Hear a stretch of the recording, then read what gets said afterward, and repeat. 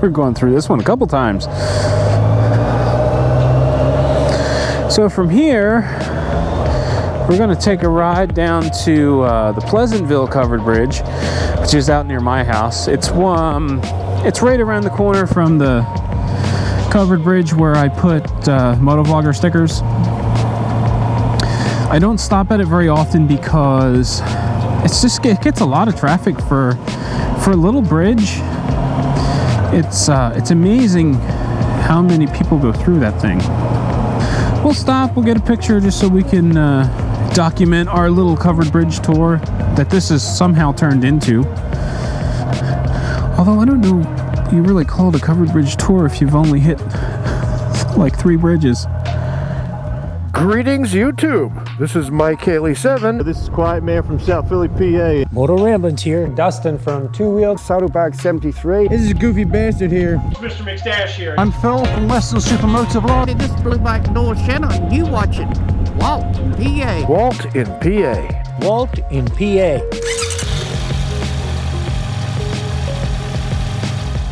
You know, it's pretty cool. You know, you stop at these places and then,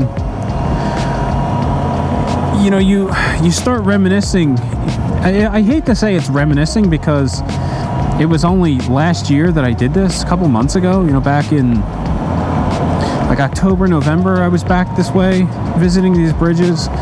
But I had such a memorable ride, you know, seeing all the scenery, these steep hills, the foliage, the creek, the water, the windy roads. You know, even thinking about it now puts a smile on my face. So being back here just kind of brings back those really good memories. I get to relive it. It's just been just really cool. You know, you get a lot of these little places like this Renninger's Farmers Market. They're kind of drying up and disappearing. The one closest to me was it's called Zern's. If you've ever been outside of the Philadelphia area, you know, out towards Kutztown, you've probably heard of Zern's before. It was this dirty little farmer's market. You know, it was a lot of people just trying to make a living. So I don't speak down on it that way. But the building was in disrepair. The people that owned it didn't want to maintain it, but they kept raising rent, and people that had stands and setups inside of the building, farmers market, were paying a lot for just a space that was quickly going downhill more and more every year. So on one hand, I'm glad to see that they're not there anymore, because they're not able to take advantage of anyone or take advantage of the people that kind of needed the place to keep going or thought they needed it. So really cool story that came out of that was there was a butcher. His name's Bill. He runs a place called Bert's Meats. He used to be set up in this little farmer's market in Zern's, and every year they'd raise his rent, and you know, he'd had problems with the building, and you know, he would just kind of eke by. And finally, he just had enough. Enough was enough, and finally he said, you know what, I'm just going to go out on my own. I'm going to take the leap. So he did. He found a place maybe 5-6 miles down the road, rented his own space in his own building, so he wasn't in a community farmer's market anymore. You know, he had flexibility to do whatever he wanted with his hours instead of being forced to be only open on the weekends. And his business is booming. Every time you go past Butcher Bill, his parking lot's full. So it's fantastic to see him doing well, to see these businesses that were kind of having a hard time at the farmer's market doing good. Now, it's not to say that all farmers markets are in disrepair and taking advantage of their customers or charging them a small fortune for something that's not worth it. It's just that you see these farmers markets kind of disappearing. You know, people are leaning on big stores like Amazon and Walmart. Because, you know, sometimes you go to a farmer's market and you do wind up paying a premium for something. But 9 times out of 10, it's fresher and better quality. But there are times when you go to the farmer's market and it's actually cheaper. Not only is it cheaper, but it's better quality.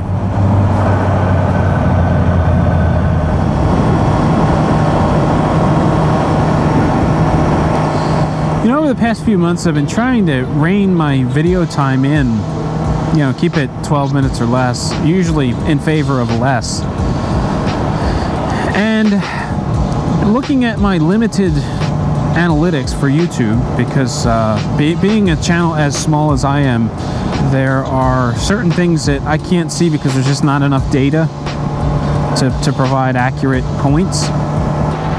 But from what I can see, you know, the shorter, less than 12-minute time frame is certainly working for me anyway. But you know, I always wonder, I've never done just an epic long video.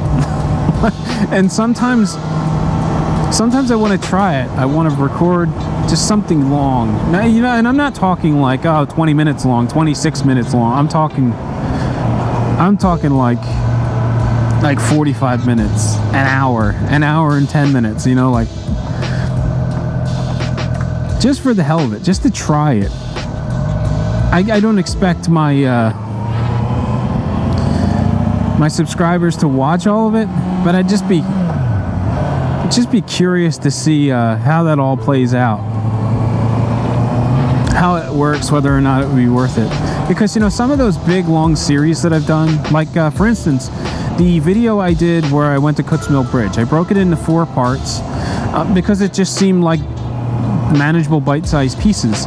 However, I almost would have preferred just doing one video instead of the 4. Just have one that, well, it was just me ranting and raving for 40 minutes or whatever it works out to.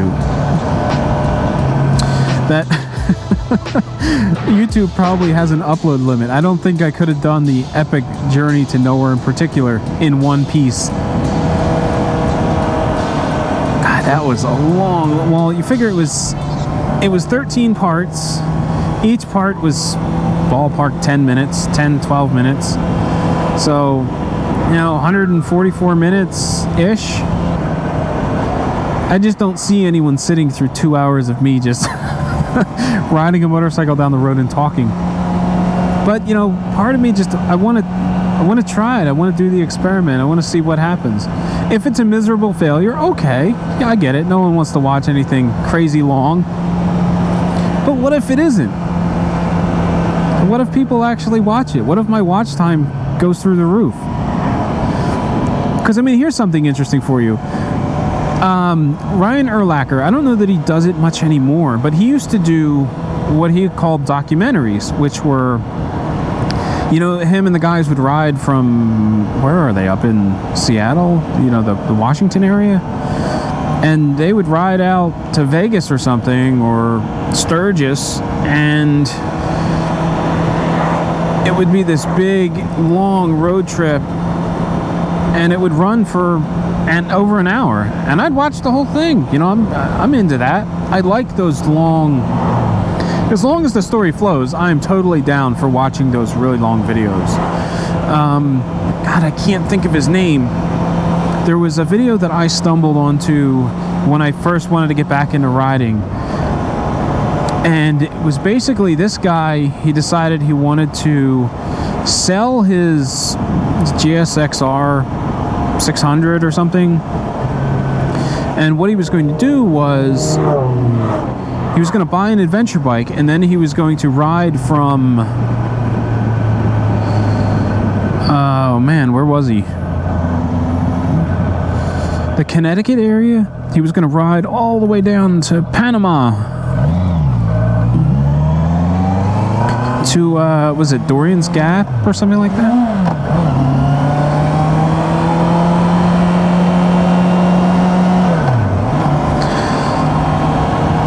And that whole thing was maybe 2 hours long, and it was amateur film, you know, like he had never done anything like that before, but the story was engaging. It was fun. I wound up watching the whole thing, and I've since watched it at least once more, just again because it's interesting. I've watched the Ryan Urlacher stuff more than once too. You know, it's just perfect for those times when I want to fill an hour, but I don't want to feel glued to the TV, you know, so I can work and I can listen to, you know, an hour-long documentary. It's just kind of cool. of a pain in the ass to stop and take a picture at every covered bridge, but I need to get in the habit of stopping, getting off the bike, taking pictures. You know, I saw something the other I want to say it might have been last night. If it wasn't last night, it was the other day. It was a photo, I think it was on Facebook, and it was captioned, "Stop taking pictures of your bike in these cool little places. Instead, take a picture with your bike." Because I know I'm guilty of it. I get off the bike. When I remember, I get off the bike and I take this cool picture of my bike perched in front of a covered bridge, but I'm not there. I'm standing behind the camera. So if you're out riding with someone and you're gonna stop and take pictures, swap phones. Take a picture of one another for one another. Get in there so that you have something to look back on. Not just, you know, your bike at this cool bridge. Oh, I feel kind of bad. My camera died before I got to the bridge, so I went through it. Now I feel like I've got to, you know, kind of show you the outside a little bit. This is the Pleasantville Bridge. We've been here before. It's one of the first ones that I visited. Actually, I think it might be the first one I visited.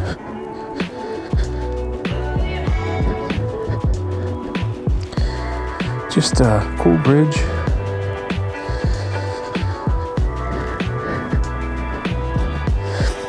A lot of traffic for where it is, though. It's the only reason why I don't come here more often.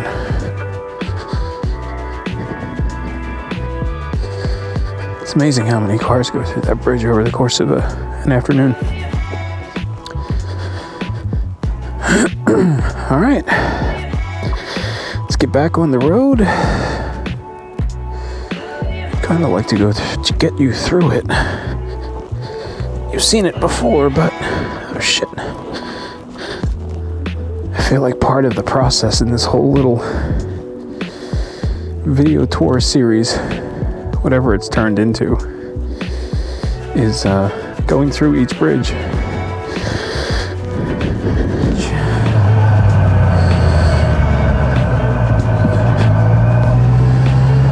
This is called the Pleasantville Bridge, but I think it's got another name or a different name.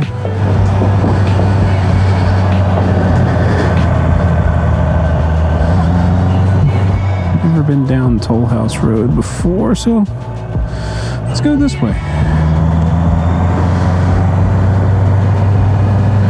Ride along the Manatawny Creek.